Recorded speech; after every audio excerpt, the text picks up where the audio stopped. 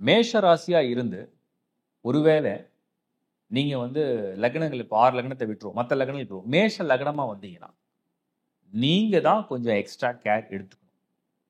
மேஷ ராசியிலேயே பிறந்து அதே லக்னமாவும் இருந்து ஜனன ஜாதகம்ல சனி ஒருவேளை ரொம்ப பேடான பொசிஷன்ல இருந்தாதான் இந்த 7.5 சனியுடைய பாதிப்பு அப்படிங்கிறது கொடுக்கும்.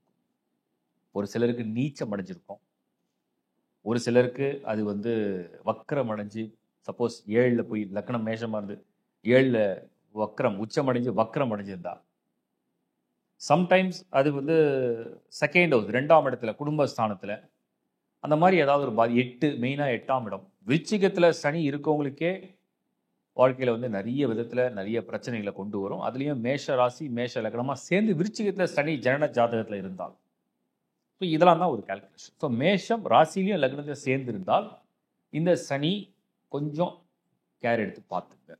அடுத்தது வந்து இதில் நிறைய பேர் இன்னொரு அடுத்த கேள்வி கேட்பீங்க, ஃபர்ஸ்ட் ரவுண்டுக்கு தான் இது பாதிக்குமா, செகண்ட் ரவுண்டு தான் பாதிக்குமா, இல்லை தேர்ட் ரவுண்டு? எல்லா ரவுண்டுக்கும் பாதிப்பு உண்டு, இல்லை செகண்ட் ரவுண்ட் கொஞ்சம் பரவாயில்ல. அப்போது மேஷம் அண்ட் மேஷம் காம்போ. சப்போஸ் மேஷம் இல்லை லக்னத்தில், நீங்கள் வந்து கடக லக்னம் அப்படின்னு வந்தீங்கன்னா இந்த சமயத்துக்கு கொஞ்சம் பரவாயில்ல. பட் கடகத்துக்கும் இது வந்து ஃபேவரான பிளானட் கிடையாது. கடகத்துக்கும் இவர் வந்து இப்போ ஃபேவரான பிளானட் கிடையாது. சிம்மமாக இருந்தால் அதிகமான எக்ஸ்ட்ரா கேர் எடுக்க வேண்டிய ஒரு லக்னம் அண்ட் ராசி காம்போ சனி பெயர்ச்சிக்கு சிம்மம் லக்னம் மேஷ ராசி. ஏன்னா ராசிக்கு 12th ஹவுஸில், லக்னத்துக்கு 8th ஹவுஸில். பேர்த் சார்ட் நல்லா இருக்குது. ஏன்னா சிம்ம லக்னத்தில் பிறந்துட்டீங்கன்னா குரு நல்லா இருக்கும், காப்பாற்றுறவர் அவர் தான். சூரியன் நல்லா இருக்கணும், தாங்கக்கூடிய வலிமையை தருவார். செவ்வாய் நல்லா இருந்தால் உங்களுக்கு வந்து ஒரு பெரிய ப்ரொடெக்ஷன் இருக்குன்னு அர்த்தம். அப்படி இருந்தால் இந்த சனி பெருசாக ஒன்றும் பண்ண முடியாது. ஸோ சனி செய்கிற கெடுதலை செஞ்சாலும் மற்ற கோள்கள் வலிமையாக இருந்ததுன்னா அது உங்களை ப்ரொடெக்ட் பண்ணிடும்.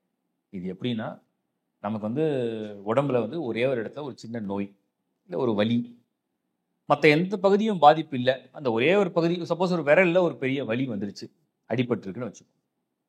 இப்போ மற்ற உடல் ரீதியாக நமக்கு எந்த நோயோ இல்லை எந்த விதமான பிரச்சனைகளோ இல்லை பெரிய தீராத நோய்கள்லாம் இல்லைன்னா இதை சரி பண்ண முடியும். அதுதான் இப்போ நான் சொல்கிற கால்குலேஷன். சிம்ம லக்னமாகவே இருந்தாலும், மேஷராசி மேஷ லக்னமாகவே இருந்தாலும், மேஷராசி கடக லக்னமாகவே இருந்தாலும், அதே மேஷராசியில் நீங்கள் வந்து விருச்சிக லக்னமாக இருந்தாலும், தனுஷாக இருந்தாலும், மீனமாக இருந்தாலும், உங்களோட ஜனன ஜாதகம் வலிமையாக இருந்ததுன்னா, அந்த லக்னத்துக்கு யோக கிரகங்கள் வலிமையாக இருந்ததுன்னா, ஏன்னா நான் சொன்ன மற்ற கிரகங்கள்லாம் மெயின் குரு நல்லா இருக்கணும். குரு தான் வந்து சனியை வந்து முடிஞ்ச அளவுக்கு கூல் டவுன் பண்ணக்கூடிய ஒரே பிளானட்டு குரு தான்.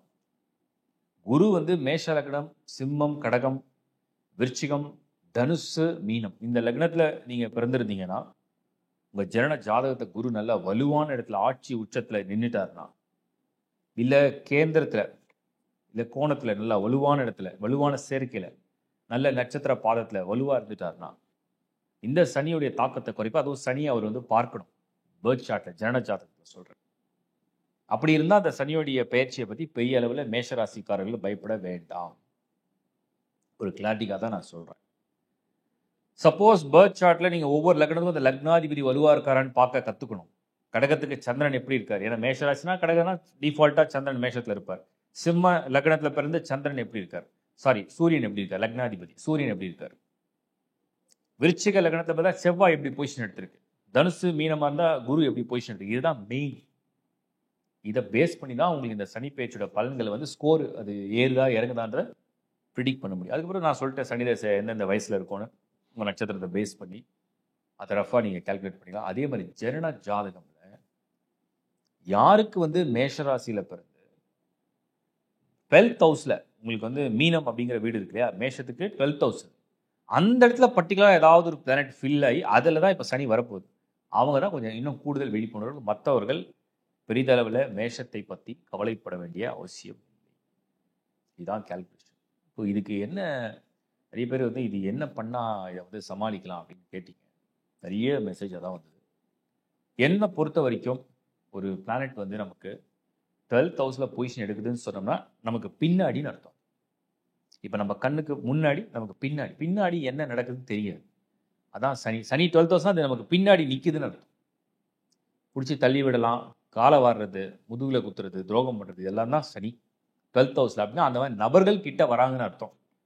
ஸோ உங்களுக்கு முன்னாடி ஒரு பார்வை இருக்குன்னா பின்னாடியும் ஒரு பார்வை இருக்கணும். என்ன நடக்குதுன்னே தெரியாமல் ஒரே ட்ராக்ல போகக்கூடாது. சுற்றிலும் ஒரு பார்வை, ஒரு விழிப்புணர்வோட இருந்தீங்கன்னா இதை நீங்கள் சமாளிக்க முடியுன்றது என்னுடைய கருத்து. ஸோ மேஷராசி நிறைய பேர் கேட்டதுனால இந்த டீட்டெயில் கிளாரிஃபிகேஷன் கொடுத்துருக்கேன். அநேகமாக உங்களுக்கு இது தெளிவு கிடைச்சிருக்கும்னு நினைக்கிறேன். தேங்க்யூ.